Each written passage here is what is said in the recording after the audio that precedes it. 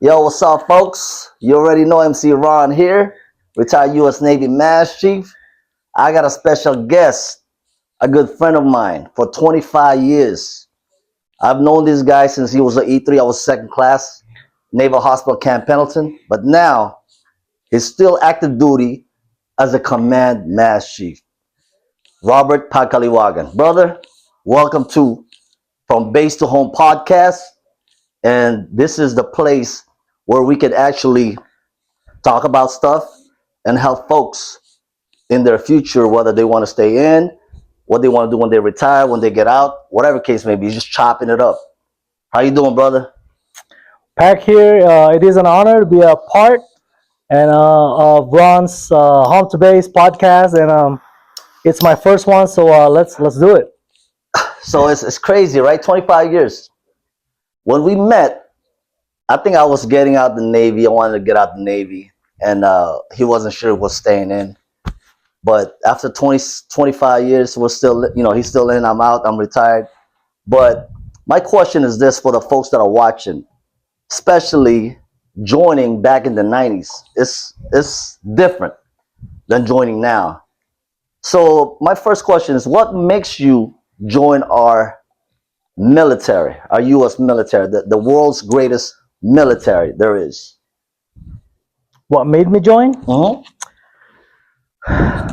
So I joined pretty much because I had a gambling problem. That's really what it was, right? So just looking back, reflecting, you know what it is when they say when you're talking to yourself, right? Just talking to yourself, like, what am I doing? When you're reflecting, so it's like, okay, it's time to get that advice, right? So I joined really because I'm like, what am I doing? Right? I made it to the U.S. Yep. A lot of people in the Philippines can't even come here. Just coming here is like winning a lottery, and I felt like I was wasting it, right? So I joined. I mean, really, it's all for personal gain, to get out of Vegas, right?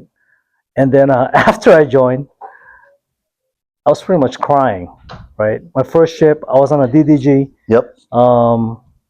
3 duty section, and I was getting paid $280 every 15 days. I said, this is way less than the $1,600 I was making as a busboy in Vegas, right? I said, I made a mistake. But anyway, I remember that paycheck, so 280. 280, Yep. right? But lo and behold, like looking back now, I'm like, wow, I made the right decision. Yeah. Right? Because really joining the military is an investment. Yep. It's a long-term investment, investing in yourself. Now I can retire anytime and I'll have a passive income until I die. I mean, being in the military taught me a lot, taught me about leadership, resiliency, discipline, everything, you name it, right? So initially it was personal gain, and then now my perspective pretty much changed in so many different ways. Now it's just giving back what the Navy gave me. So basically, you told us why you joined, but the next question is, why did you stay? Why did I stay? Yes, sir. Well, I think it's the same for every Filipinos out there, right? Because for us, I think for Filipinos, being in the Navy is more for stability, right? It's the stability reason, right? You're getting paid. It's a stable job. It's a good job. It's an honorable job. It's and then you get to serve your country at the same time. It's a win-win. Yep. Right. So I think, I don't know if it was you, me, and Norman. We were all talking. Yep. Right. I remember that. We said, I remember that like it was yesterday. We're not gonna get out. Yep. Until the Navy kick us out. I think that's what it was, right? So we're gonna stay in until they kick us out. And then there was a conversation where we're like, you think we're chief material? Because back then, our goal was just to make chief. Yep. You make chief, it's the best thing ever, right? And then being a senior chief, being a master chief, just a bonus, right? But making chief was the ultimate goal, and we all surpassed that. So, it's crazy you mentioned that folks in the Philippines, joining here, stability and stuff. I was 18 years old in Los Angeles, and I was having, we just had a kickback last night, party, and we were talking about The same friends that I have when I was in high school. Yep. When I told them I was joining when I was 18, they're like, bro, why the hell would you join the military? The only folks that join the Navy are folks that's in the Philippines. But now that you're here, you don't need to join. I say, absolutely. I don't need to join, but I want to, right? Because it's a different story. We can talk about it later, but that's not why we're here. We're here for you, Command Master Chief. Right. You know what I'm saying? So now, folks retiring. We talking about retirement as well, right? So now you're retiring in a couple of years, right? Couple of years you're retiring, and we were talking about folks that are, some of the brothers and sisters that we have, they're having a hard time transitioning from active duty military to retirement, right? Okay. Because we're so institutionalized. Okay. The moment we're in, before you retire, they always say, yo, go to school, get your college degree. So when you retire, you could work for the government, just GS. Yeah. Or you could be a contract worker, whatever case may be, which is fine. Okay. No problem. So what's your plan in retiring you're retiring in 2 years or 3 years? Couple of Is years. do you have any plans ready on standby? I'm glad you asked. So really, the plan is to, well, first of all, so my philosophy is, right. So I always say, leadership, right, is really just doing what makes you happy, right? Doing what makes you happy, and then, like, being in the military right now, it makes me happy. But at the same time, we all know it's finite, right? We all know it's going to end. So my plan initially is to get out and enjoy, just enjoy the world. Yeah. Right. Some people, they retire, they still want to go back to the workforce, work for the federal government. But for me, once I did do my time, I'm done. My plan is to go back to school, go do what I really like to do is cooking. I want to go to attend CIA, the Culinary Institute of America, which is what they call the Harvard of culinary school. Wow. Right. I intend to do that. Yep. Just hone my skills, and then if I do decide to own a restaurant one day, then possibly go to business school, right? Yeah. But the reason why I did not go to college while I was in, I had a lot of mentors. Hey, Pac, why don't you become an officer? Why don't you get a degree? It's because I know that education is kind of like your muscles, right? If you don't use it, if you don't use what you learn, it goes away. That's Muscle, right. They call it muscle wasting, right? Knowledge you don't use, you lose. Exactly. Absolutely. Exactly. Yep. Right.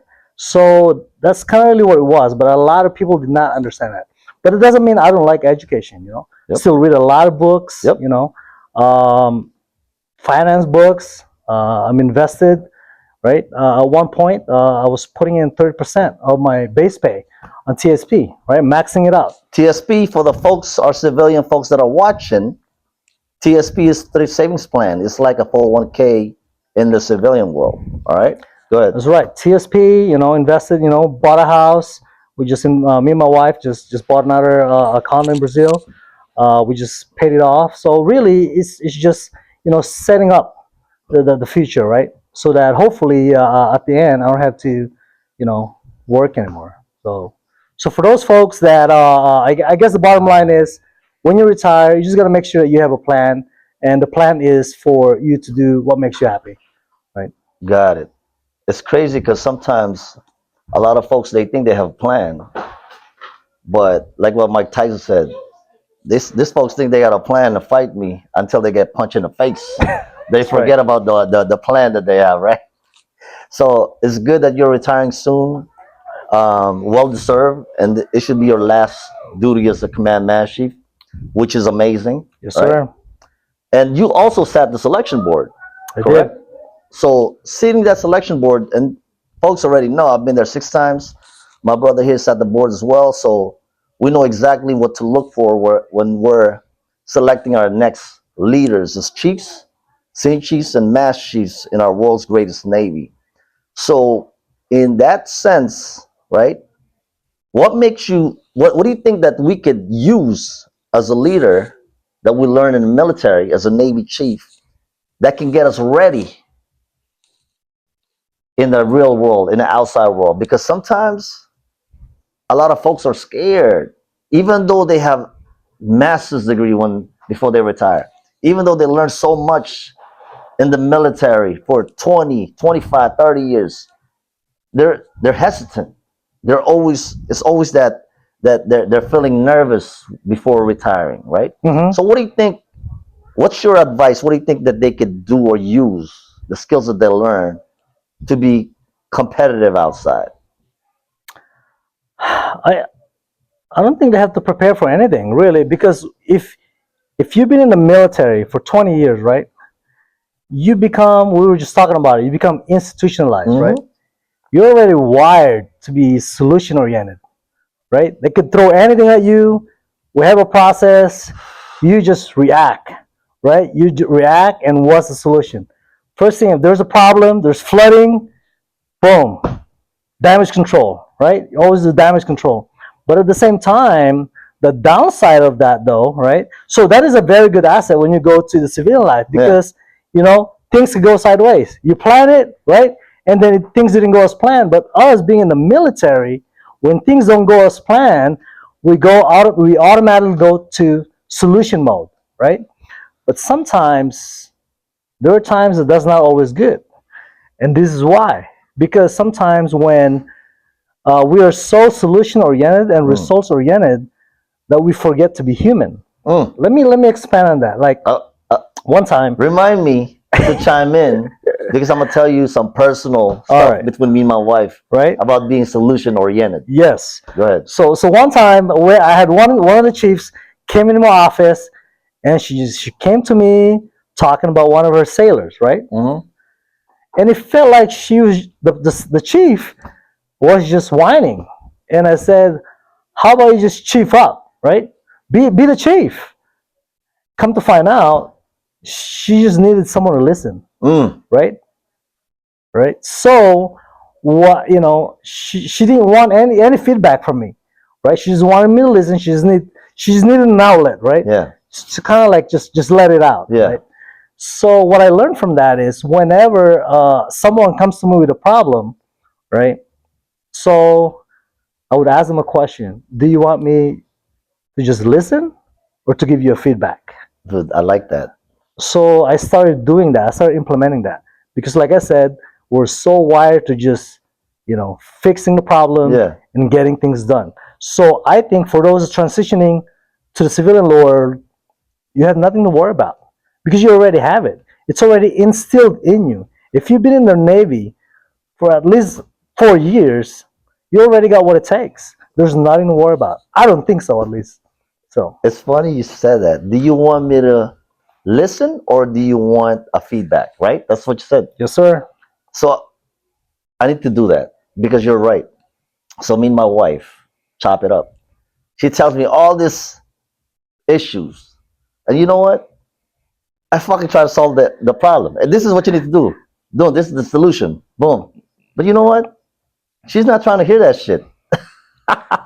Like, bro, I just realized that lately after retirement. So it's funny you mentioned because I'm always like, oh, trying to fix it. I got Yep. solution for every problem you have. But you know what? She doesn't. I just realized she just needs somebody to listen. Yep. I just need to listen, and I don't need to fix shit. But I love the way you say, you know what? Do you do you want my feedback or do you want a solution to that issue? Babe, I'm gonna have to use that shit because my dumb ass be always trying to solve all the problems that you bring up. Dude, she can tell you that shit. It's crazy. That's awesome, dude. So now they should be ready by the time when they retire and all that Yep. stuff. They should be. So man, why is it so many folks you think are having issues after retirement? What do you think that is? What kind of issues? Like, can you give me an Like example? maybe a sense of purpose, Mm-hmm. a sense of belonging, those type of issues because or not secure about what they need to do after retirement? How can I provide for my family? My income is not steady anymore. So a lot of issues come into play, or they're so used to being away from their family Uh-huh. that they are having a hard time adapting to being home all the time. I mean, trust me, I think I'm one of them. My wife says I can't stay still. I'm always on the go. So I'm trying to control the way I think, my mindset is I'm always playing with my mind, right? So, dude, I can control everything that I Uh-huh. think and do. So, what do you think? I mean, those are the issues. I don't think I'll have that issue, but I think the reason for that is, you know how it is in the military, right? We're leaders, right? People come to us with their problems, their issues, personal life, and all of that. And then all of a sudden, no one's coming to them anymore. Yes. Like like you said, there's no more sense of purpose. Like they're not needed anymore, Mm, right?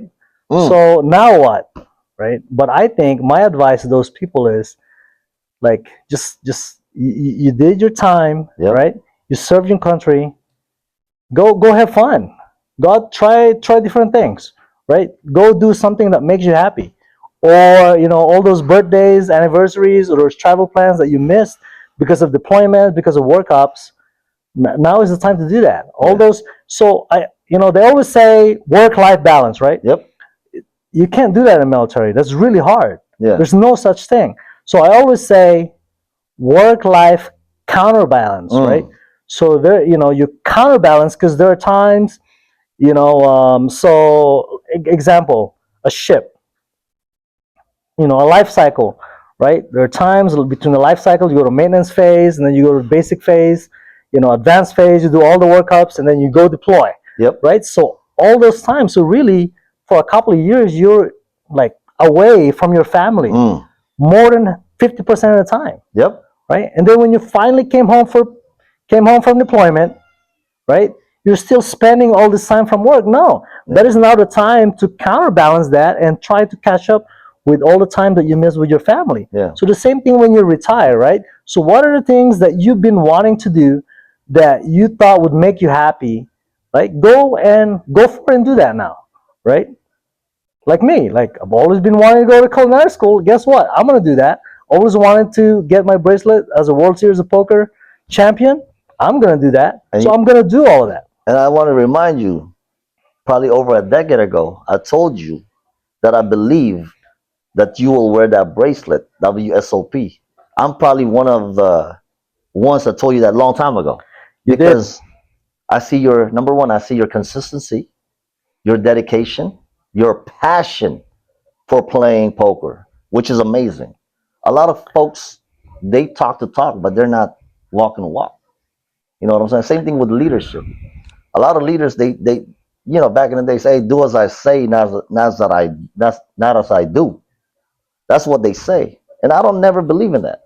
Yeah. And I'm doing the same thing home. I want my kids to do what I do, Mm-hmm. not what I tell them to do. Yep. And this is the reason why I'm working my butt off after retirement, because I want the kids to say, yo, dad's been retired. Me and mommy could stay anywhere and just live off retirement, because we don't really have our mortgage statement is low. We've been in this house for 20 years, so it's low. It's not a problem. Yep. But I want them to say, you know what? Now it's time to actually put the skills to the test. The military training that we've had for 28 years. What is leadership, management, communication, planning, problem solving. Put it to the test, but I don't want to have a limit. If I'm lazy, I don't want no one to pay me a penny. But if I work the way I work in the military, I don't want no one to put a cap on how much I can make. Yeah. You see? So it's put those skills to the test. This is the reason why in the less than 3 years we were able to build this team of active duty and retired chiefs. I see that. And they're jumping in on board, because I know we mentioned they miss that sense of purpose when they retire. Mm-hmm. They come here, they're gonna have that purpose. Camaraderie, they miss that. Navy Chiefs, the most exclusive maritime fraternity in the world. they miss that camaraderie. So when they come in, they're gonna have that camaraderie. So when people ask, "Hey, Master Chief, do you miss the Navy?" I can say, "No, I don't, because I did so much already." They say, "What about the folks?" I said, "What do you mean? I'm hanging out with retired chiefs. What about the sailors? Retired Master Chief for 3 years has been reviewing records still for our sailors. I go on board ships to educate sailors about their VA benefits. It's a different purpose now." Mm-hmm. So I'm glad you mentioned that, right? So Nito, you and I read a lot of books, right? Okay. Hopefully I don't pronounce it wrong. Nito Corbin, Mm-hmm. he mentioned that folks that are coming from a different country, Mm-hmm. immigrants, are 4 times most likely to succeed in life than folks that were born in the United States. Okay. 4 times. It's a pretty high number. That the book that guy listening to probably over 2 decades ago, that's one thing I remember the most, because you and I were immigrants. Mm-hmm. And what do you think he said that? Do you think, is there anything to support that? Do you think? What do you think? Because you and I, the reason why I'm asking this, because we've been, not only we're immigrants, Mm-hmm. number two, we've been all over the world and watched folks. And number three, we've seen folks from different countries come to the United States and join the military. And people watch, you're like, "Oh, this fool got a heavy accent, but Mm-hmm. he's very successful and high ranking in the military." Why do you think that is? I mean, there are multiple factors, right? So number one, coming from, let's say, the Philippines, third world country, right? So there's not much over there, right? And then being here in the United States, there's a lot of opportunity, right? You don't want to miss out on that opportunity, Yep. right? We got the biggest market in the world. So I think, you can do a lot of things here that you cannot do from their home country, right? That's one. So the work ethic, right? I think really sometimes being born poor, you know, some people think it's a curse, but it is also a blessing. It just depends on how you look at it, right? Mm. It is a blessing because you know what? I don't want to be poor anymore. I don't want to, have my kids and for them to experience what I experienced, Yep. right? So that's one. Also, being a minority is a blessing because now we have to prove ourselves. We're gonna have to pay, or we're gonna have to work twice or 3 times or 4 times to show people our worth, right? So number one, scarcity or poverty, right? You don't want to go back being poor. Yep. Number two, as a minority, we would have to work harder, right? Just to show people what we're worth, Mm. right? So I think those are different factors. And then I think three is just to make something out of life, right? Because I mean, if you don't, then what good are you for, right? Mm. And then the rest, the purpose and all of that, and of course, the things that the United States has to offer. I mean, it's just a lot, Yeah. right? Yeah. The opportunity is all out there, and I think some of the people that were born and raised here, they get comfortable, Yeah.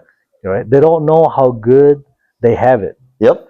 Yeah. right? And then a lot of people say, why are there so many master chiefs in the Navy, right? Or chiefs, master chief, senior chief. Why? Because like what I said in the beginning, because of stability. At first, we were just doing it for stability. So you just keep working hard. Yeah. And some people said, I'm done with the Navy. I can't deal with that 3, 4, 5 duty section anymore. Mm-hmm. But for us, we're just sucking it up, right?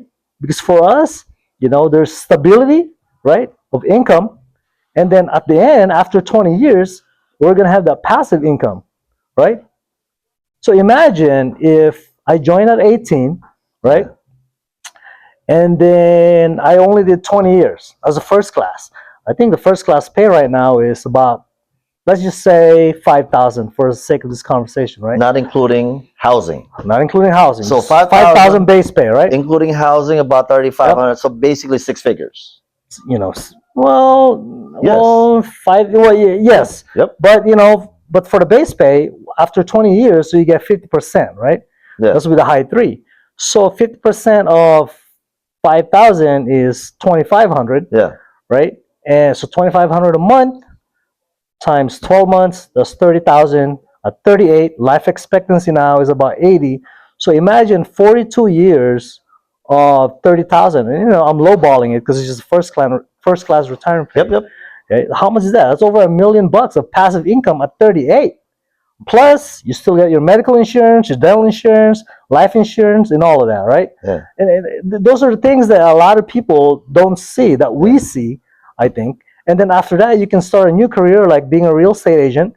And like you said, and I think for you is because you've been working so hard being in the military, and that's why you made the rank of Master Chief. Outside, you still have that in you, right? I think some people fail outside is because when they were, doing all the shortcuts, they never got caught and this and that, and they go outside, they try to do the same thing, it doesn't work, right? But if you're consistently determined and working hard, success is gonna come. Success has nowhere else to go but to come your way, Yep. right? So I love that. Tell it to the audience, Bella. They're watching. Yeah. Bella, say from base to home. There you go. Say from base to home in the camera.